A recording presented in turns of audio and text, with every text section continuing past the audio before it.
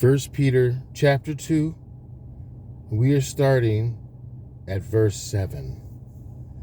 So the honor is for you who believe, but for those who do not believe, the stone that the builders rejected has become the cornerstone, and a stone of stumbling and a rock of offense. They stumble because they disobey the word as they were destined to do.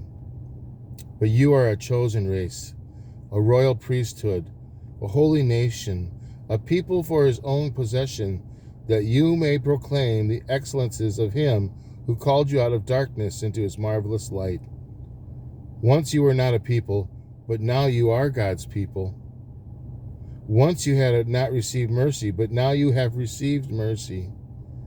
Beloved, I urge you as sojourners and exiles to abstain from the passions of the flesh, which wage war against your soul. Keep your conduct among the Gentiles honorable, so that when they speak against you as evildoers, they may see your good deeds and glorify God on the day of visitation.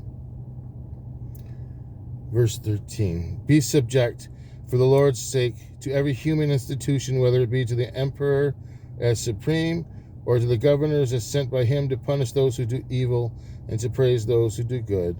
For this is the will of God, that by doing good you should put to silence the ignorance of foolish people. Live as people who are free, not using your freedom as a cover-up for evil, but living as servants of God. Honor everyone. Love the brotherhood. Fear God. Honor the emperor. Servants, be subject to your masters with all respect, not only to the good and gentle, but also to the unjust. For this is a gracious thing. When mindful of God, one endures sorrows while suffering unjustly. For what credit is it if, when you sin and are beaten for it, you endure? But if you do good and suffer for it, you endure. This is a gracious thing in the sight of God. For to this you have been called, because Christ also suffered for you, leaving you an example so that you might follow in his footsteps. He committed no sin, neither was deceit found in his mouth. When he was reviled, he did not revile in return. When he suffered, he did not threaten, but continued entrusting himself to him who judges justly. He himself bore our sins in his body on the tree, that we might die to sin and live to righteousness. By his wounds you have been healed, for you were straying like sheep, but have now returned to the shepherd and overseer of your souls. 1 Peter 3.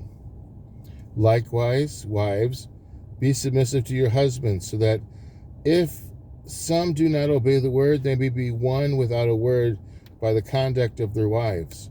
When they see your respectful and pure conduct, do not let your adorning be external, the braiding of hair, the wearing of gold, or the putting on of clothing, but let your adorning be the hidden person of the heart, with the imperishable beauty of a gentle and quiet spirit, which in God's sight is very precious.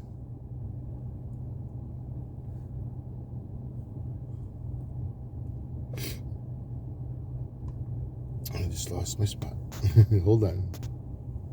For this is how the holy women who hoped in God used to adorn themselves by submitting to their husbands, as Sarah obeyed Abraham, calling him Lord, and you are her children, if you do good and do not fear anything that is frightening.